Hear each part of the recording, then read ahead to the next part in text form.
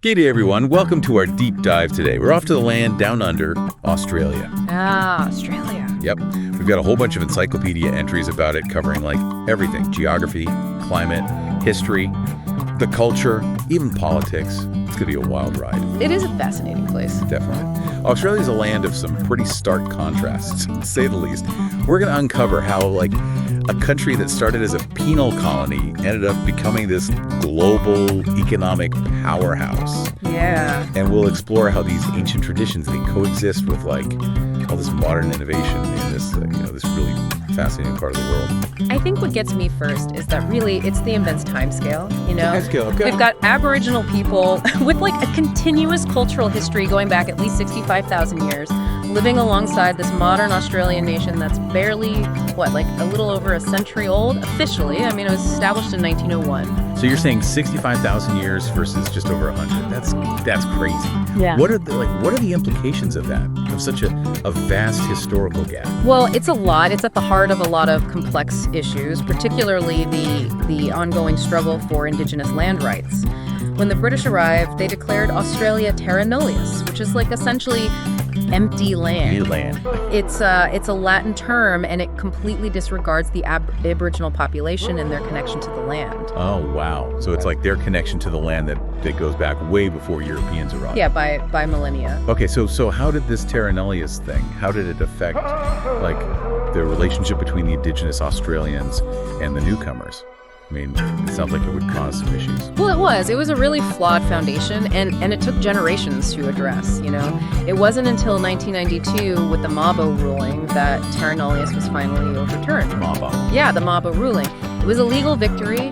It paved the way for Aboriginal and Torres Strait Islander peoples to claim native title rights.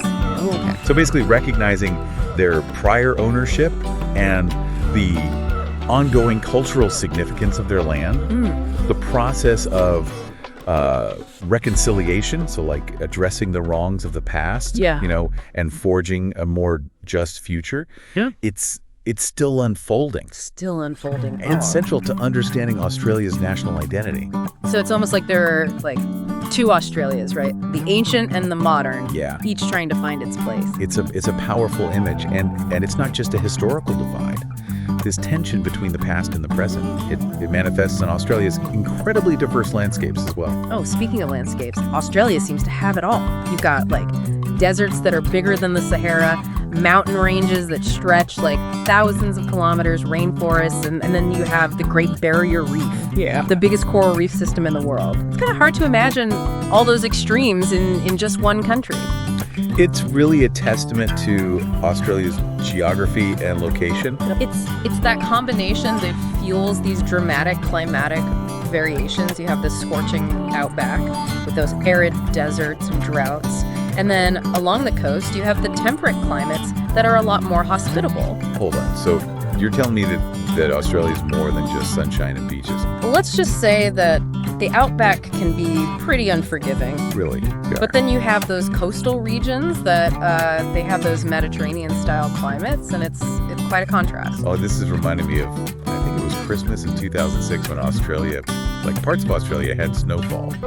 It must have been a shock, especially for those, used to celebrating Christmas with barbecues. Yeah, the 2006 Christmas snowfall, that was definitely unusual. Yeah. But it does highlight the unpredictable nature of Australia's climate. And these variations, they are becoming a bit more pronounced with bushfires, which are a natural part of the Australian ecosystem. But they're growing in frequency and intensity. It poses a challenge for the country, having to adapt and mitigate the risks. Right, okay. So let's shift gears a bit and talk about Australia's economy. It's one of the wealthiest nations in the world. But how did a country that was founded like as a penal colony become such an economic powerhouse? It's a fascinating story. Yeah, it's a remarkable transformation. In the early days, the economy was really heavily reliant on sheep farming and whaling, so industries that were built on convict labor. Then came the 1850s, the gold rush, and it really reshaped the landscape. Gold rush, that sounds like a pivotal moment. Oh, absolutely. It must have been a pretty wild time. The gold rush brought this massive influx of people, which led to rapid population growth and the development of new infrastructure. Right. And this spurred economic growth and contributed to the forging of a distinct Australian identity. So the gold rush wasn't just about like getting rich, it actually laid the foundation for modern Australia. That's amazing how a single event can have such a lasting impact. Yeah, and after the gold rush, Australia saw the rise of industries and manufacturing. More recently, we've seen a shift towards a service-based economy, particularly in finance and tourism. It's really incredible how Australia's economy has just evolved over time, adapting to those global trends.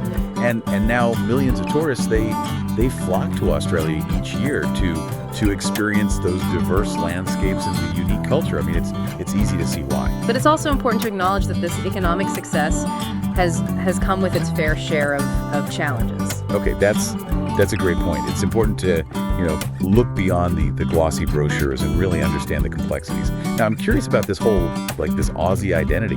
What does it mean, to be Australian? Well, the concept of Aussie, it's fascinating in itself. It embodies this desire for a unified national identity. But the reality is it's a lot more layered. The terms evolved over time, reflecting the various influences that have shaped Australian society. Historically, British influence was really dominant. Yeah. And then there was the White Australia policy, which restricted non-European immigration for decades. Wow. It had a profound impact on the country's, demographics and cultural makeup. It seems like Australia's gone through a lot of change over the years, especially in terms of, who gets to, define themselves as Aussie. It makes you wonder how this evolution has affected, social dynamics and national identity. Yeah, you're spot on. Thankfully, there's been a dramatic shift towards multiculturalism in recent decades, with a greater recognition and acceptance of diversity.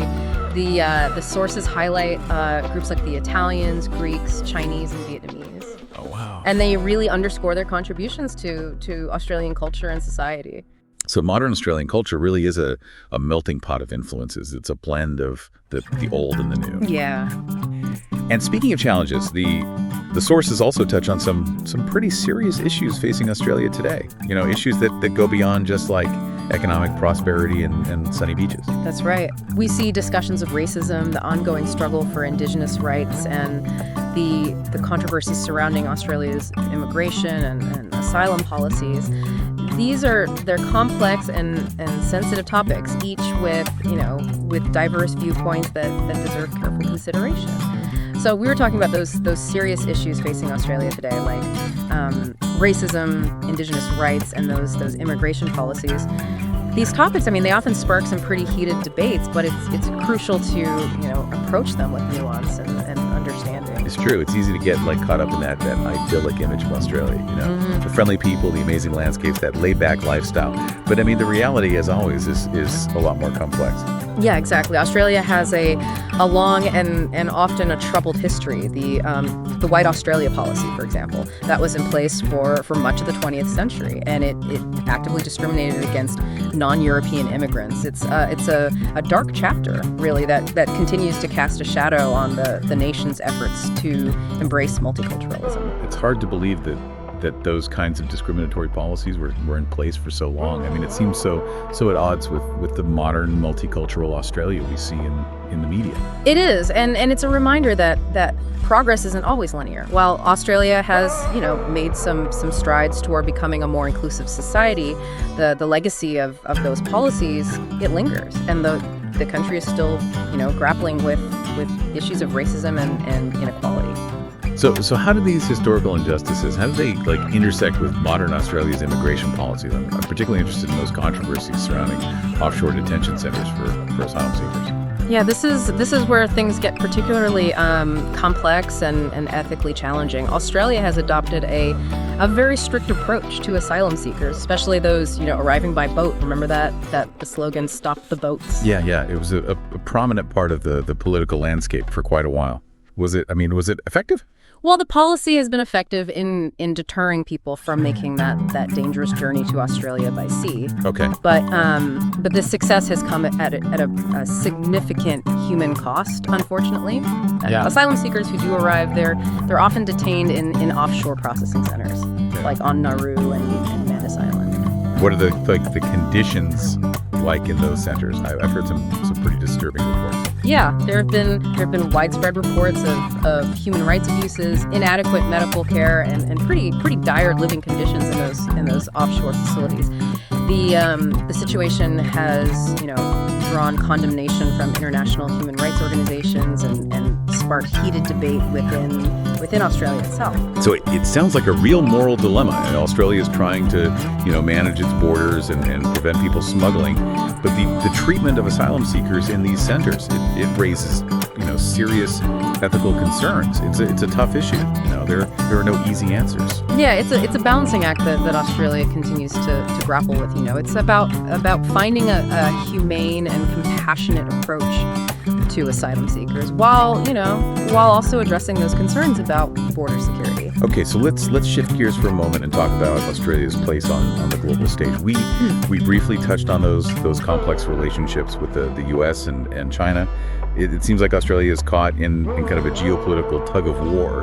Mm-hmm. So how is it navigating these competing interests? Yeah, it's a delicate dance for sure. On one hand, there's this deep, historical and cultural connection with the United States, solidified by the ANZ-US Security Treaty, and this alliance provides Australia with a sense of security in a region where China's influence is expanding pretty rapidly. But China's also a major economic powerhouse, and Australia can't really afford to ignore that. So it's a bit of a tricky situation, right? Absolutely. China is Australia's biggest trading partner, and that economic relationship it's crucial for both countries. But there's also growing apprehension about China's assertive foreign policy and its military ambitions in the region. This tension it came to a head when Australia decided to block the use of Chinese 5G technology. They cited security concerns. Okay. It was a decision that really strained relations, but it also highlighted Australia's willingness to prioritize security over short-term economic gains. So it's this constant balancing act, weighing those economic interests against those national security concerns. It must be challenging to navigate all those complexities, especially in such a volatile geopolitical landscape. Oh, it certainly requires some deft diplomacy and a strategic long-term vision. Australia is increasingly focused on strengthening its relationships with regional partners like Indonesia, Japan, and India.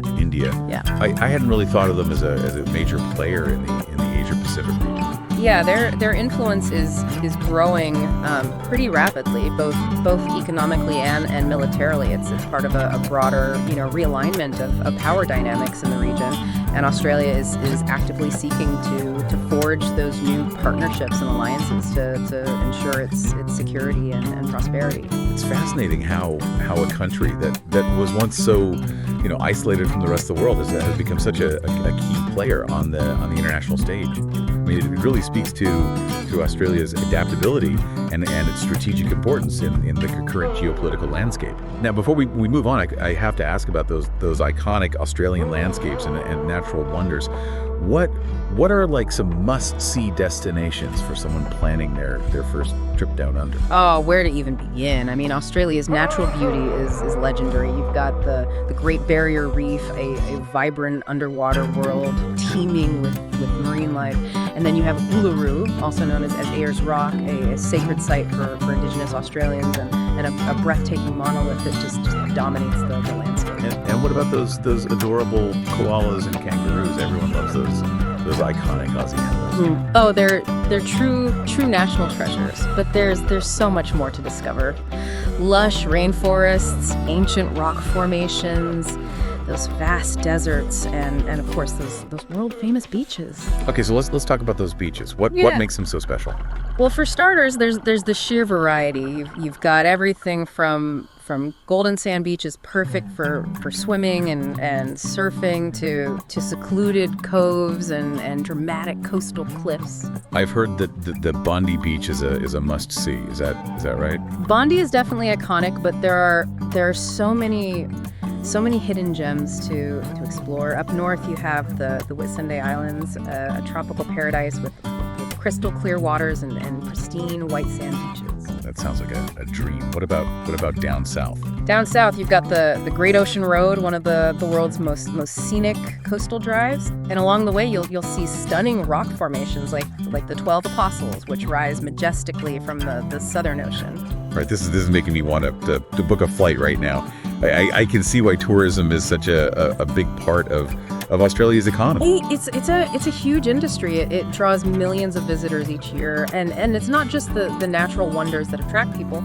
Australia also boasts, vibrant cities with world-class dining, shopping, and cultural experiences. Okay, so let's talk about those cities. What are the must visits? Well, Sydney is a classic with its iconic opera house and harbour bridge. It's a truly cosmopolitan city, offering a unique blend of urban sophistication and natural beauty. Melbourne is known for its cool artsy vibe, right? Is that true? Absolutely. Melbourne is a cultural hub.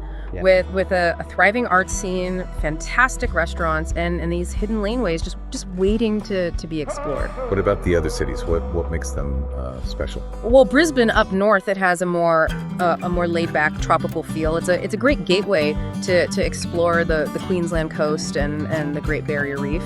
And Perth, that's way over on the west coast, right? Yeah, Perth is known for its beautiful beaches, its relaxed lifestyle, and its proximity to the stunning Margaret River wine region. So whether you're a nature lover, a city slicker, or a foodie, yeah, Australia has something to offer. It's a truly diverse country with something for everyone. And that's what makes it so fascinating. It's a country of contrasts, a place where ancient history meets modern dynamism, where rugged landscapes give way to bustling cities, and where this unique blend of cultures has created a truly vibrant society.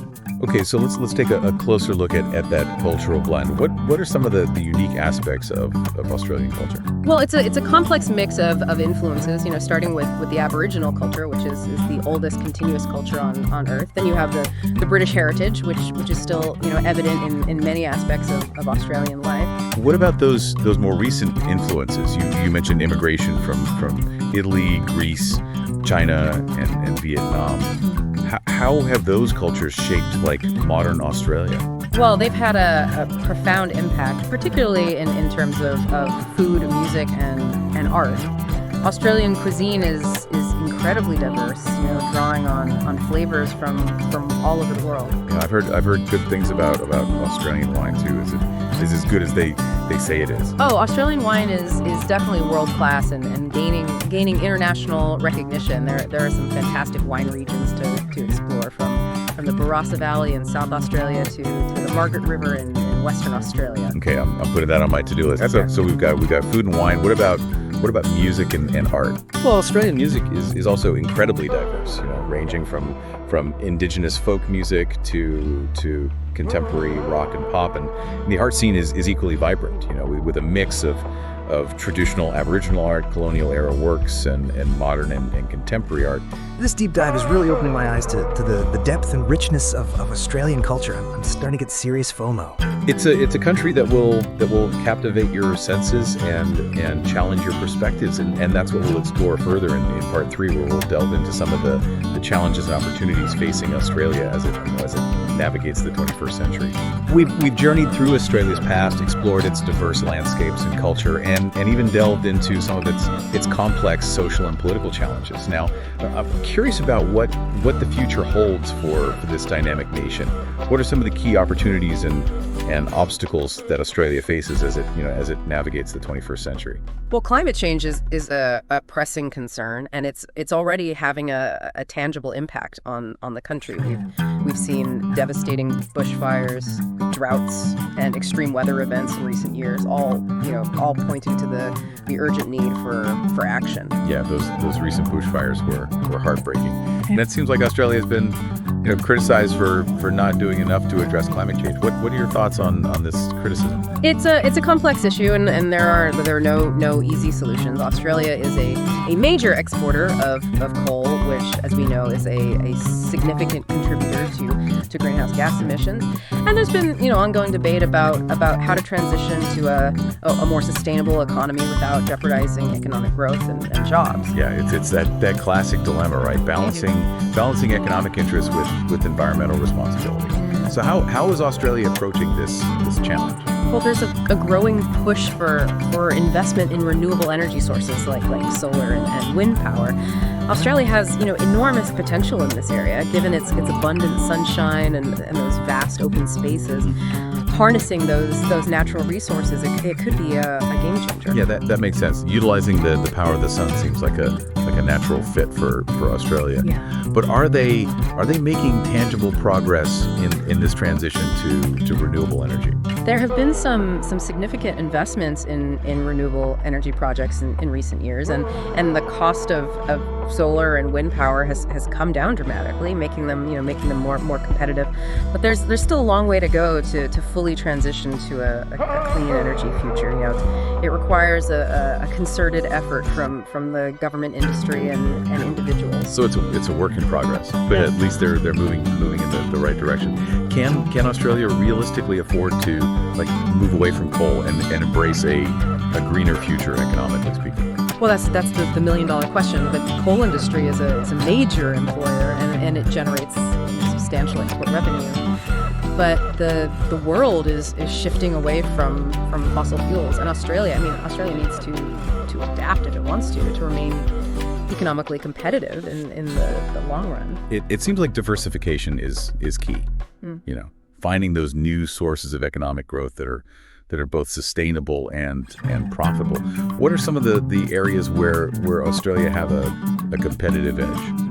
Well, the services sector is already a major contributor to the economy, and there's potential for further growth in areas like tourism, education, and healthcare. Australia is a highly desirable destination for tourists, and it has a strong reputation for high quality education and healthcare services. Yeah, tourism is a huge industry for Australia, and it's easy to see why.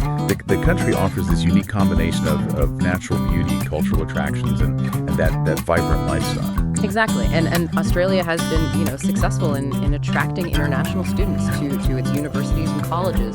The education sector is a significant economic driver. Additionally, Australia's healthcare system is considered one of the best in the world, making it an attractive destination for medical tourism and research collaborations.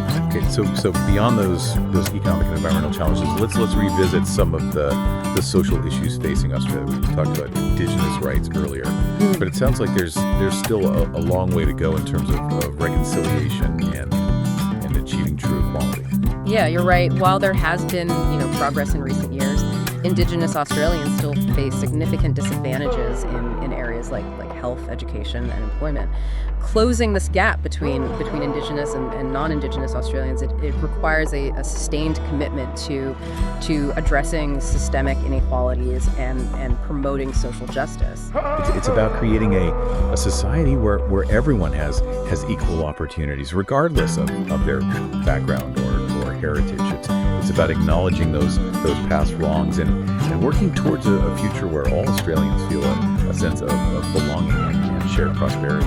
Absolutely. It's about moving beyond those symbolic gestures and implementing those meaningful policies that empower Indigenous communities and create lasting change. We've covered an incredible amount of ground in this deep dive into Australia. We've explored its history, its landscapes, its culture, its economy, and its challenges. What's the key takeaway you want our listeners to ponder as they reflect on this journey? I think Australia is a nation of remarkable resilience and adaptability. It's a country that has constantly reinvented itself from a penal colony to an economic powerhouse, from a predominantly British society to a vibrant multicultural nation. It's a country that embraces its contradictions and confronts its challenges head on. And it's a country that's not afraid to have those tough conversations about its past, present, and future. It's a country that's constantly evolving, always seeking to create a better future for all its citizens. Exactly. It's a country that embodies that spirit of exploration and innovation, both in its physical landscapes and in its approach to social and economic challenges. This deep dive has been truly enlightening, and I hope it inspires our listeners to continue exploring and learning about this fascinating country. For those who want to delve deeper, what resources would you recommend? Well, there's a wealth of information available from books and documentaries to academic journals and online resources. I encourage you to explore Australia through the voices of its writers, its artists, and its thinkers. Listen to stories of Indigenous Australians. Delve into the history of immigration and multiculturalism, and engage with those ongoing debates about climate change, social justice, and Australia's place in the world. And who knows, maybe this deep dive will spark a desire to experience Australia firsthand. It's a country that truly rewards exploration and offers endless opportunities for discovery. It's a country that will stay with you long after you've left its shores. That's a perfect note to end on. Thanks for joining us on this incredible journey down under. We've explored Australia's past, present, and future, and hopefully we've sparked a curiosity in our listeners to continue exploring this land of contrasts and endless possibilities. Until next time, keep diving deep,